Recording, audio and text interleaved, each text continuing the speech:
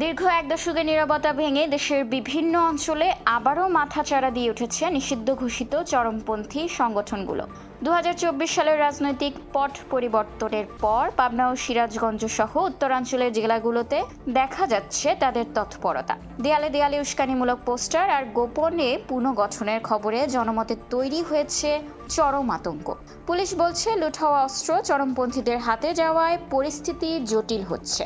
ভোটের বাক্সে লাথি মারো, সমাজতন্ত্র কায়েম করো, এমন সব উস্কানিমূলক স্লোগান সম্বলিত লাল রঙের পোস্টারে ছেয়ে গেছে পাবনার আতাইকুলা সহ বিভিন্ন এলাকা। এক দশকেরও বেশি সময় পর নিষিদ্ধ ঘোষিত সংগঠন পূর্ব বাংলা কমিউনিস্ট পার্টির এই আকস্মিক পরিস্থিতি সাধারণ মানুষের কপালে চিন্তার ভাঁজ ফেলেছে।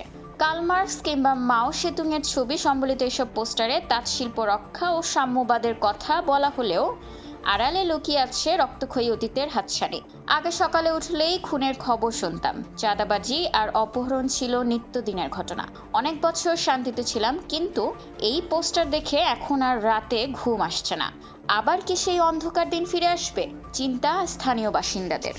আইন শৃঙ্খলা রক্ষাকারী বাহিনীর তথ্য মতে বিগত সরকারের আমলে বিপুল সংখ্যক সদস্য আত্মসমর্পণ করায় এই সংগঠনগুলো প্রায় নেতৃত্ব শূন্য হয়ে পড়েছিল, কিন্তু সাম্প্রতিক অস্থিরতার সুযোগে তারা আবারও সংগঠিত হচ্ছে।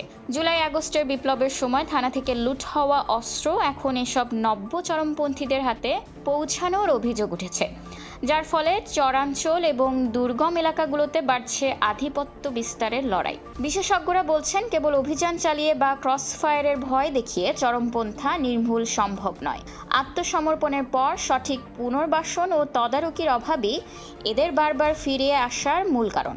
বর্তমানে পাবনা ও সিরাজগঞ্জের অন্তত 15টি ছোট বড় সশস্ত্র গ্রুপ সক্রিয় হওয়ার চেষ্টা করছে, যা আসন্ন দিনগুলোতে দেশের অভ্যন্তরীণ নিরাপত্তার জন্য বড় হুমকি হয়ে দাঁড়াতে পারে। আতাইকুলা ও পাবনা পুলিশ প্রশাসন বলছে পোস্টারিংয়ের বিষয়টি নিয়ে তদন্ত চলছে এবং নিরাপত্তা জোরদার করা হচ্ছে। তবে সাধারণ মানুষের দাবি, অস্ত্র উদ্ধার ও চরমপন্থীদের নেটওয়ার্ক এখনই ভেঙে না দিলে আবারও রক্তক্ষয়ী জনপদে পরিণত হতে পারে উত্তরাঞ্চলের জেলাগুলো। খোলা কাগজ, ঢাকা।